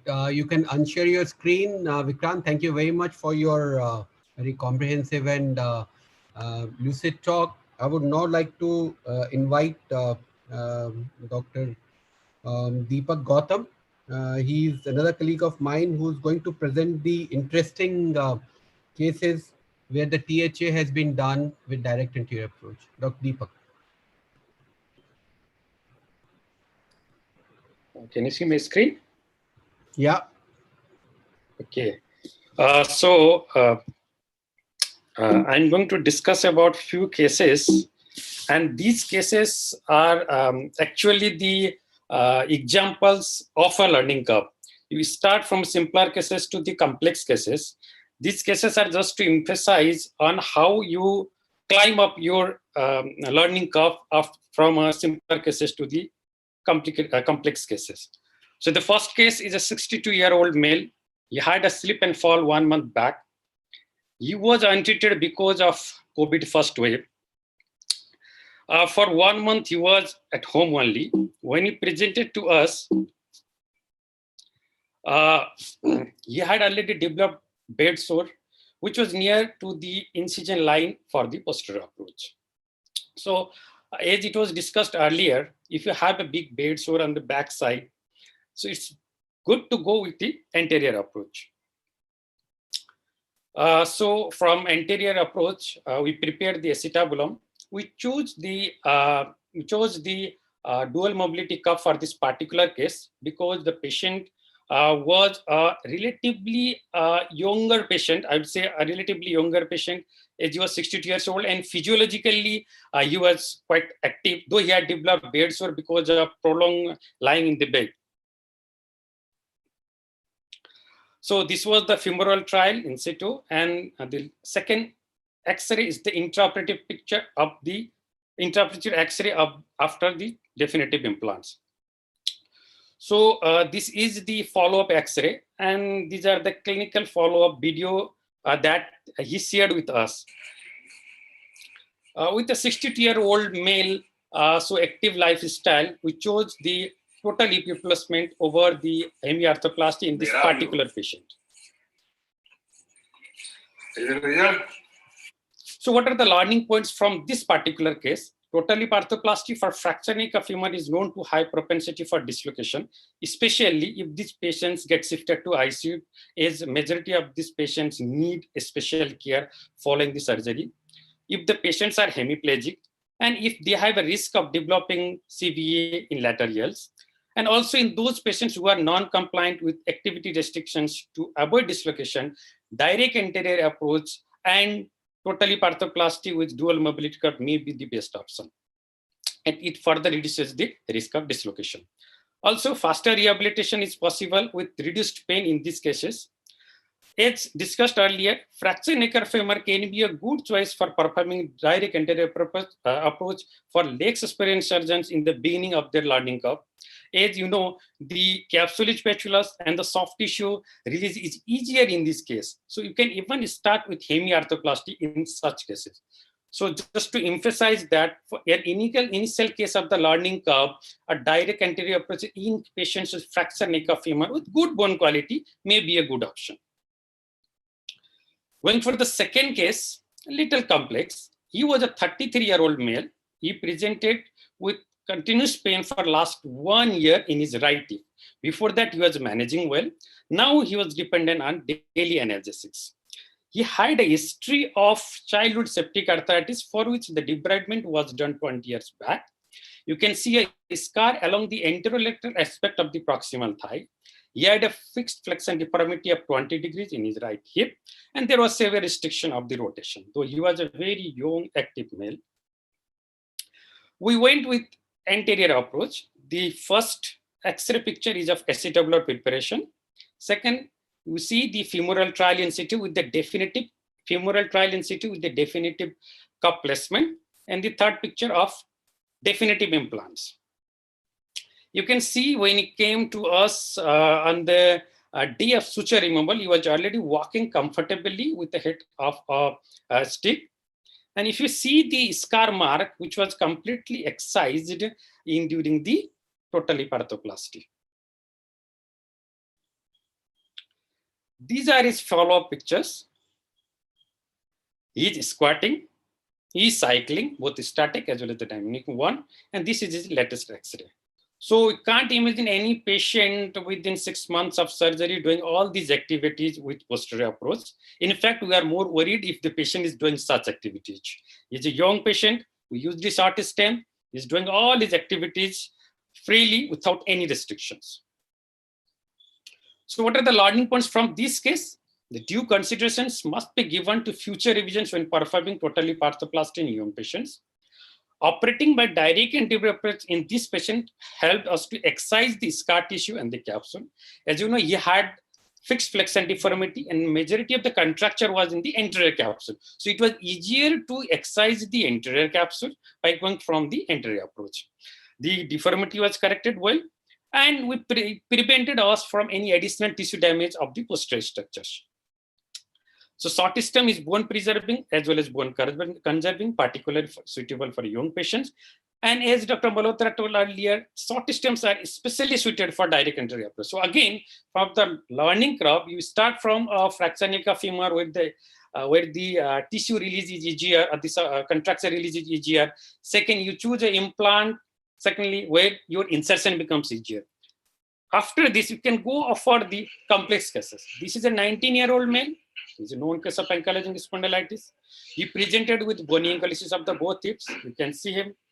All the spine as well as the hips are fused. He has to take help of a family member for his activity of daily living. There is no movement in the hip at all. He has very stiff hip and his spine. So, as it was discussed earlier, use of fluoroscopy in the direct anterior approach. I would like to say in the initial cases again, had the patient taken for a posterior approach at the positioning as well as the component positioning and placement would have been difficult. With fluoroscopy guidance, it is easier to know the depth of framing, to know the size of implant, to know the inclination as well as orientation of the implant. So using the fluoroscopy diagnosis, we prepared the acetabulum. And this was the 14th day clinical picture. The patient is walking independently. You can see the X-rays on the 14th. So showing this means the patient's recovery is, or the rehabilitation is very faster with the anterior approach. If the pain is less and the tissue damage is less. These are the video that is shared with us. He's again less than 6 months. He is sitting comfortably in the chair. He is squatting there. He can come up and sit on chair well. He's walking well without any support. So what are the learning points here? The positioning of patient in lateral for posterior approach can be challenging in ankylosing spondylitis with deformities. You could see one case where Dr. Malhotra said that we had to go from anterior approach to do a neck osteotomy, change the position of the patient and go the posterior approach before we are doing the direct anterior approach regularly. Second, positioning is again difficult because these patients have stiff spine as well, stiff cervical spine as well as the hip. Third, for the anesthetists feel difficult in giving anesthesia as well to these patients. Being in supine position, it becomes easier for them to control after when the surgery is going on. The accuracy of component positioning is enhanced by the use of fluoroscopy, as we are using fluoroscopy in these cases. External component size, depth, and orientation becomes easier, and we can better restore the vertical and horizontal offsets. Limb length equalization can be better equalized in case of bilateral hip diseases. And of course, the early rehabilitation is very especially useful in this patient. So with your learning curve, you can start from the simpler cases to the complex cases without jumping, by climbing one after the other. Thank you for your attention. Thanks a lot, Dr. Deepak. You can unshare your screen. Now we come to the last talk. I'm going to talk about the role of technology, and then we can take questions. I'll just share my screen. And I'm going to talk about the fact whether the DA will become easier by the advances in technology. I'll make it sweet and short. So how does the technology help us? You know, this technology can actually help us solve problems or create problems. It solves problem when it gives us tools which either need a manual or better still don't need a manual. But it creates problems when it gives us tool which needs a manual but doesn't have one, or tools whose manual starts with how to read the manual. So on this lighter vein, you know, the hip arthroplasty has evolved, and now we know that by 2030, it is expected that the demand of THA will grow by about 174% to 572,000 in US alone. The learning curve is basically overcome by repetition of a motor task, a task which by repetition becomes more efficient and effective at completing it. So why do we need technology? Because right now where we are, we have talked about reducing outliers with or without fluoroscopy. But when you are using fluoroscopy, there is a radiation. We need to reduce that radiation. And let's see how far we have come with the technology in these. So this is a paper on the direct anterior approach with computer navigation. I briefly mentioned that in retrospective study, 150 patients in each group, they could shorten the operative time and improve the accuracy. So you can put the technology to good use. This is a proprietary hip navigation system. I'm going to talk about more. This is basically one which can provide you intraoperative analysis and digital templating for hip replacement. So there is a actionable real-time data which is designed to help with accuracy and surgical reproducibility like all other navigation systems, reduce OR time and improve patient outcome. So innovation in navigation is basically the in forms of non-invasive next generation navigation, which allows the precise analysis of the implant choice, positioning and sizing in real time, which can have the potential to improve outcomes and reduce surgical outlier. The compatibility has to be seamless. It has to fit into the anterior approach workflow, and it has to help in reducing the learning curve and increase the surgical reproducibility, also to reduce the surgical time. And it's called one trial efficiency, which can combine data with simple two-image visual overlay to provide actionable data and potential for reduced OR time and fluoroscopy usage. There'll be more about the one trial in the subsequent slides. So pre-op functionality, you can actually have the portability and the rescalability in the technology to allow you to actually template before the surgery as well as in the operation theater. And then, of course, it allows you to view the case schedule. It can actually really provide you with a calendar, which can be interactive. It can share cases. It can also allow you the case planning and the case collaboration. You can share the case specific notes to improve the case planning. There can be data driven decisions interoperatively by analysis and with the help of navigation, which include the cup check, the leg length and offset, and the one trial analysis, which allows the real-time offset and leg length calculation at trial reduction, and auto calculates the change of limb length and offset for all implant combinations. Those of you who use navigation will find it familiar. And like I said, the one trial technology allows you to use all the real-time offset and leg length calculation rather than by guess and test. So there are a lot of benefits of using the hip navigation, like restoration of the limb length, improved hip stability, verification of the desired implant position, reduced risk of dislocation, improved IOR efficiency, reduced operative time, reduced use of fluoroscopy, and proper implant positioning with longer lasting implant. So that is the overlay technology here for you. This is the X-ray lines, the array-based navigation, and robotic arm. All these are actually compatible with this improvement. Then there's other systems available for you. This is for those of you who have used a handheld accelerometer-based navigation for knee replacement.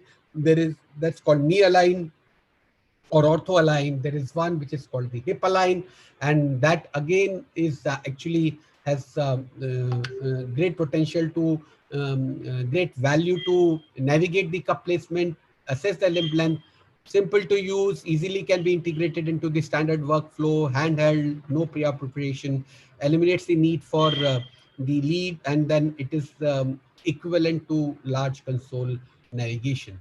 Then there are special table attachment. For example, this Rotex table attachment for anterior approach. You tie it once. You can attach it to any table. You don't need to buy the whole table. You can buy it with this, and this can be actually used to. You can see change it in all the axes. You can extend the hip or externally rotate. You can actually achieve any position you want by a remote. This is a paper about the perioperative fractures in cementless total hip arthroplasty, and it says that if you use a short stem, a fact which we have mentioned a few times during today's webinar, you can actually reduce the periprosthetic fractures and the wound healing problems. And there's a reason to it. There's a science to it. The stem characteristics which help the insertion in a minimally invasive or a direct anterior approach is a shorter stem without any large lateral shoulder on the stem, or without with this distal lateral stem relief. And when you are inserting, this is an area which is called the minimum insertion area.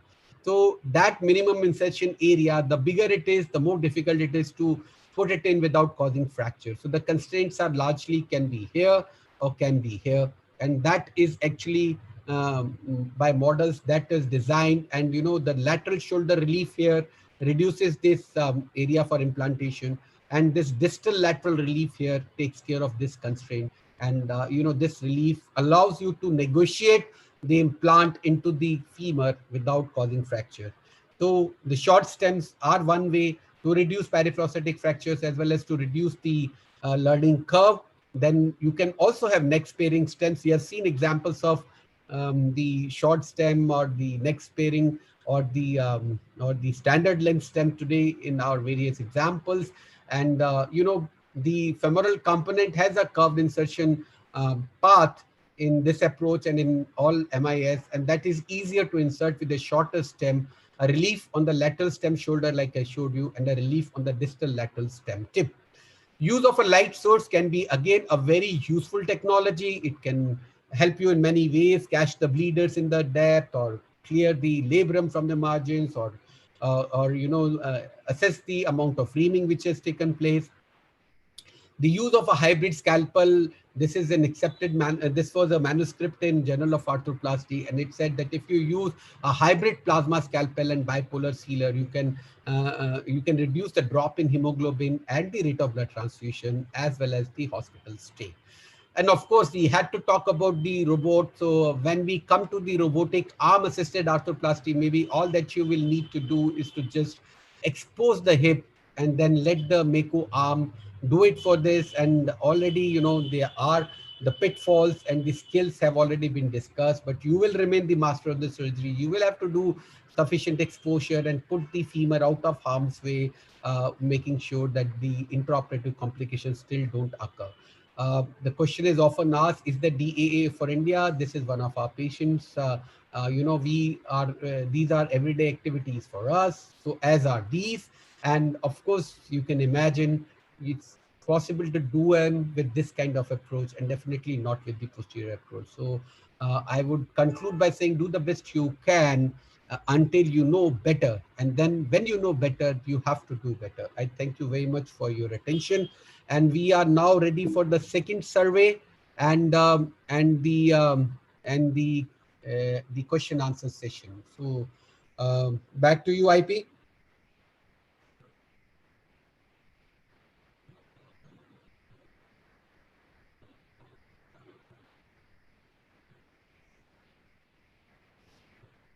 So this, you know, as the organizer of this webinar helps me decide how interested we could get you in the procedure. So your honest answers will really help us decide the future programs.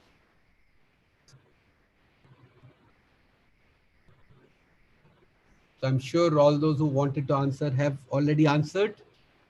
We can go to the next question.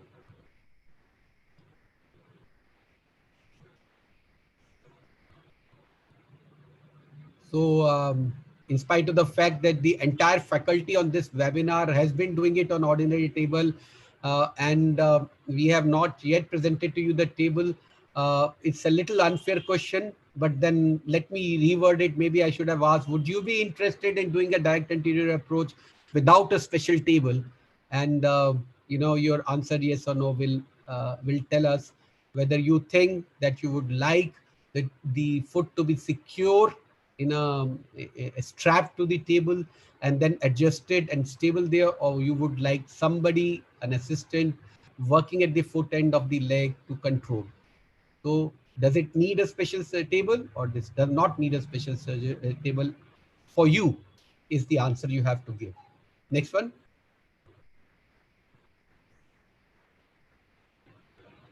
And that should be the last one.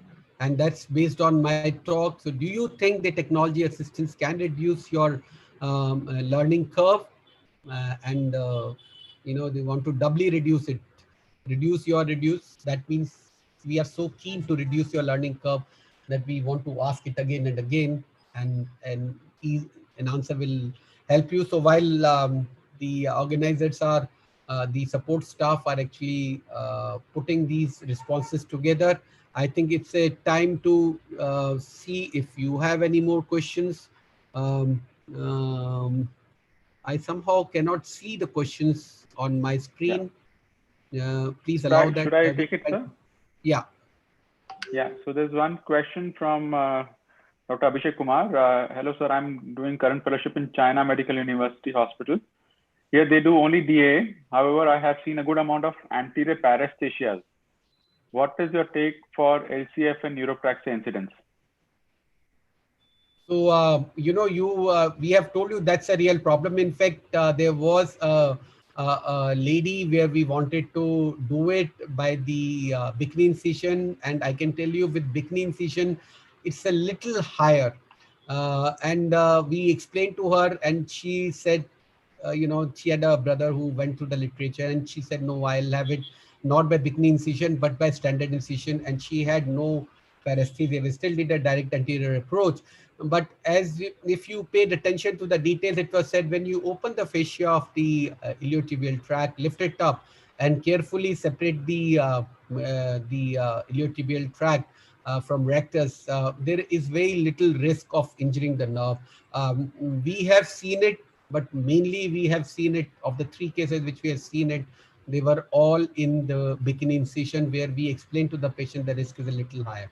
But yes, it is definitely a known complication and can occur, and you can explain that to the patient, but you can also tell them that it eventually recovers and becomes all right with time. Right.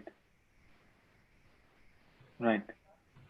Now the next question is by Dr. Abhijit Behra. Sir, how do we expect it to be difficult to prepare the femur through DA as compared to posterior approach?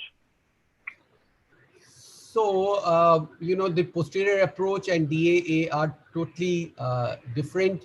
In posterior approach, you internally rotate the femur to deliver it out of the wound. Here, you have to externally rotate the femur to get it out of the wound. So, in posterior approach, you have released all the restraining structures, all the muscles, all the capsule attached, and when you are internally rotating, you are actually relaxing the anterior capsule. So there is other than the gluteus maximus insertion on the femur, which you must reduce, which you must release. Otherwise, in a very strong patient, it can cause either a nerve palsy or nerve neuropraxia of sciatic nerve, or even a fracture if your assistant forcefully does it. The risk of causing a fracture is real in the direct anterior, because here you have to release all the tethers to get the femur to externally rotate. So on a table, like I said, it looks like 180-degree external rotation. It is actually about 90 degrees to 110, like I told you. So once you have it adequately externally rotated, and you have the limb adducted and extended, it's really not difficult. And then in order to avoid making a false track, you have something called a rat tail or a rasp, which you can insert, and it guides you to the direction. Always remember, there's an anterior bow to the femur. So even those of you who are expert at using the posterior approach, you start posteriorly with your rasp, and your rasp is directed from the posterior cortex, which is on the top when you are doing from posterior approach, and it's aimed towards the lower side, which is the anterior side or the inferior side of the limb, or the posterior side, which is actually guiding from the posterior to anterior. So when you have femur, the posterior surface is on top, the anterior surface is below, and you start at the posterior surface, go towards the anterior surface. You have to think anterior similarly. When you deliver the femur out in the wound, you have to start near the posterior cortex and go towards the anterior cortex, because that is where the bow is. The stem will still have to follow the same direction. And then you are less likely to either make a false track, or all the principles of avoiding varus, avoiding undersizing have to be kept in mind. If you are using a standard length stem, you have to take out all the lateral cortex from the top and rasp in such a way that your rasp is not going in varus. Lateralize it and go from, like I said, posterior to anterior as you go inside, and there'll be no problem. What is the percentage of DAA to posterior in your practice? I'll say it is about 1 in 5, 2 in 5 right now, because we still do not routinely take up all revisions with direct anterior approach, because there are a lot of people who do that. And second, like I said, there is a time constraint. We are a high volume surgeon, so we are past the learning curve. So we do it now. We will do it in all patients who are young. We'll do it in all patients who are females and are young, and we would offer them the bikini incision. We will not bother about it in elderly patients or osteoporotic patients, or like it was said, maybe in the DDH patients. So I would say about 2 in 5 right now. So you are saying superior release for femur, piriformis, conjoint tendon. I think this is beyond the scope of this webinar. This webinar is meant because those of you who are completely uninitiated, I don't want to take you through the releases. We can discuss everything in detail in the subsequent webinars. We hope to conduct cadaver courses for you. We hope to make you competent and confident in this. I do, Dr. Abhinandan Puneet says, I do DA regularly. I feel it's good to teach how to position, approach, and sequential soft tissue release in femoral preparation. Of course, you are absolutely right, but I've already answered it in my answer to Abhishek. This is beyond the purview of this webinar. For those of you who are looking at how to do it, this is not for you. This is something where people are in awe or in fear of this or wary of this procedure. We want to just sensitize you to make sure that you feel that you are competent and confident enough to go through and persistent and patient enough to go ahead to learn it. There is a way to teach it. If you attended my talk on how to overcome um, the learning curve with clues from the people who have been in the job and who are great teachers and great team leaders of the teams doing direct anterior approach. Uh, Learning has to follow a structured approach, and it's not by telling you the releases on the very first meeting. There are no shortcuts to this. Those of you who want to take a shortcut to this, I don't think this is the approach for you. And is it always unsymmetric THA to be done through DA? Gaurav Newpenne says, no, you can very well do a standard length. We have done standard length once. You can do a cemented total hip. There's absolutely no problem, because if you can put in the broaches, if you can put the stem, definitive stem, the standard length stem, you can definitely put the cement gun inside and you can implant a cemented component. You don't always have to have it as a cementless procedure. This is, again, Abhishek Kumar has asked, how much of superior release do you do for femur? Not the right question. I'm sorry. I'll not answer it right now. Another question by Abhijit Behra, sir, how do we expect to be difficult to prepare femur as we compare to the posterior approach? I've already answered this one. So if you have any more questions, we'll welcome them. We have just about made it in time, but we can stretch it if you have some more questions. If you don't have, I would love to have a feedback from you. Are we ready with the responses, the support team? Yes, yes. I must compliment you, the team from DPU, John Synthes. You have done a great job of the support to the program. Can we have the answers compiled? So 97% of you, I hope you're all telling the truth, are interested. 3% are still not interested. I'm more interested in these 3% because that will help me improve the structure of this webinar, which I think is one of its own kind, where we just uh, want to answer your reservations about the procedure and not about the technical details. If the three of you will write to us in a feedback or give it to the support team as to why you think you would not be able to do. You can give any reason you like. Your responses will be confidential. You can be, maybe I don't have the patience for this. Maybe I get very complicated cases. Maybe I don't want to I don't have time. I think at the end of this, let me give you a summary of my experience. I think my postgraduate will learn it easily because he cramps the anatomy. He's undergoing training. Learning is a part of it. A registrar or a junior resident, so a junior resident or a senior resident or a trainee or a registrar is the best time for you to start learning, because you are like, clay, and you can learn the nuances. You will have difficulty when you're struggling with how to learn the posterior approach. You will have to struggle with, you can equally well struggle with how to learn the anterior approach. And then we have seen that literature says that you do better when you learn the direct anterior approach.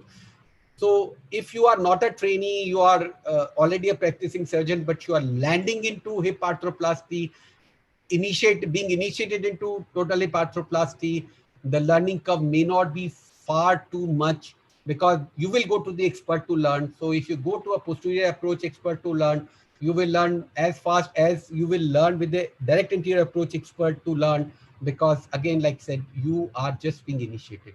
The most difficult people, and I'm sure the 3% are from that, who are into practice and doing hip replacement for last 8 to 10 years. They do, 50, 60, 70 cases of hip replacement in a year, who are very busy in practice, can be one or many of these reasons, who don't have time or inclination to now relearn a new technique. And I think they are here only out of interest to see whether we can make a convincing argument for them to join. And apparently we have failed, but it doesn't bother me, because I do know that there are people who will find it difficult to take out time, the kind of time and the time of commitment it needs to learn this. But I can tell you from somebody who has done posterior approach for more than 95% career time of my life, it's fun, it's pleasure. I told you my biggest rewards have been, one, to send the patient home the same day, and bilateral patients home the next day. And second is to have a female who I put, there was a newly married girl and I put subcuticular sutures. She was newly married. Her husband didn't come for the surgery. Her father came. I told her, go home and tell your husband, tell me if you can find the scar anywhere. Show me if Dr. Malhotra has done any surgery or not.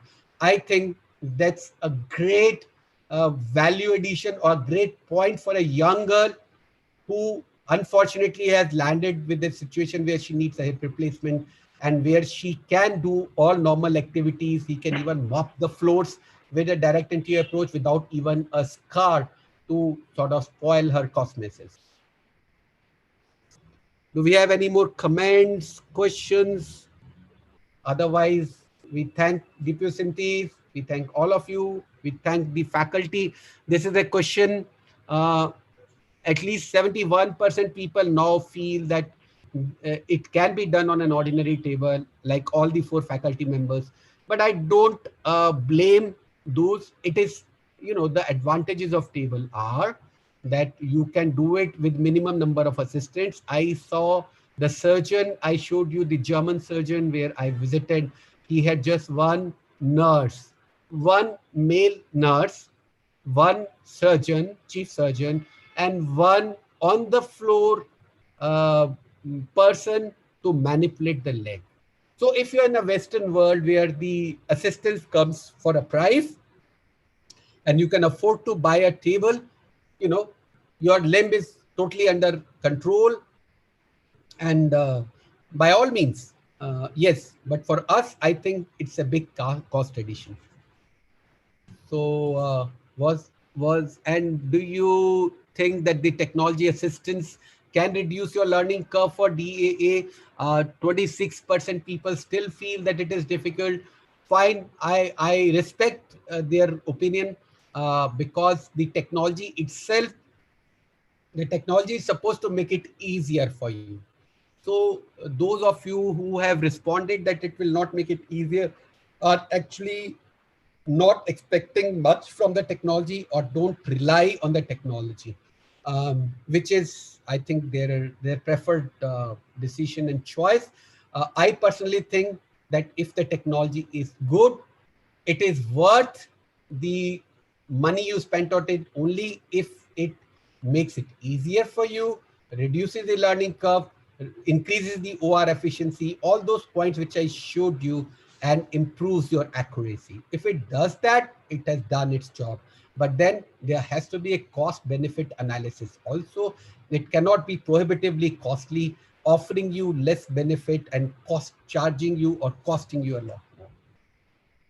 So that's the end of the program. Once again, I would like to thank all of you for your interest and for your involvement. I would really request you to do give your feedback. I always believe in improvement. You give us the feedback on our program, but don't ask me to show on a video. We will show you videos. We'll give you cadaver programs. We'll give you whatever you want. It will come in a step-by-step manner.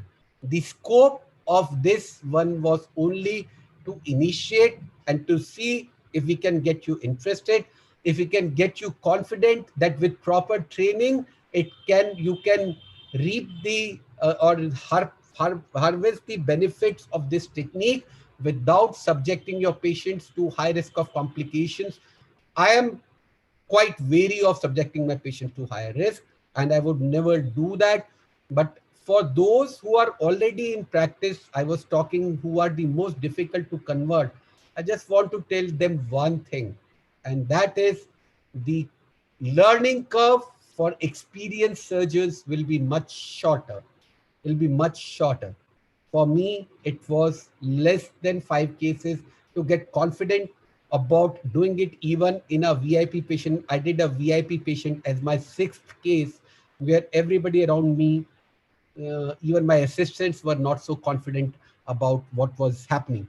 But then I can tell you, the more experienced you don't have to bother about the component, evaluating the component positioning, reaming the femur, reaming the acetabulum, putting the cup. A lot of complications do come because of those things and not just because of exposure. I think if you are an experienced surgeon and I expose the acetabulum and give it to you, you will do a better job than anybody else because you'll be reaming and looking into the fluoroscopy, how your cup is going, how your reamer is going. Same way, if I expose the femur and give it to you, you will rasp it and prepare it in no time and do the trials. So the challenge here is to expose the acetabulum and expose the femur when as far as the experienced surgeon goes.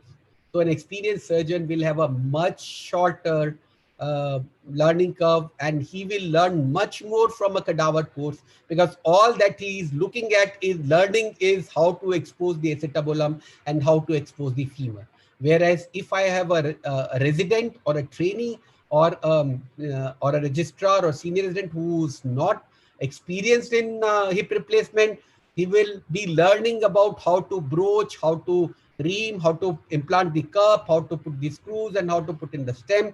So that's why it's more difficult to convince an experienced practicing surgeon, but it is much easier for an experienced practicing surgeon to convert to direct anterior approach. And I am the biggest example.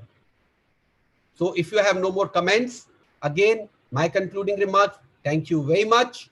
I have told you what I have gained, and I want to once again thank the Diffusintes support team and Diffusintes for their support for this webinar. We have been able to reach all of you about this initiative, which we are convinced about, and we have tried to show you some of the cases which we could do with this. And for those of you who are interested, we will come out with our next edition because we will make it a structured learning program. This is just an initiative thing. We'll go on to how to, like has been suggested by one of the delegates, how to position the patient, how to check the fluoroscopy, how to take care of the various steps during exposure. Everything will come in due course. Till such time that we meet again, thank you once again for your time, your attention, and I do hope that you found it worth your time. Once again, thank you for joining in. Yeah.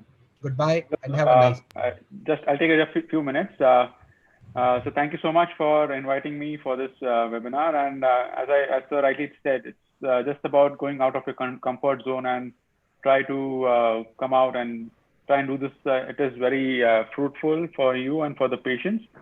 And it was a good interaction. Thank you so much. And we hope that very soon we'll have more programs of this sort.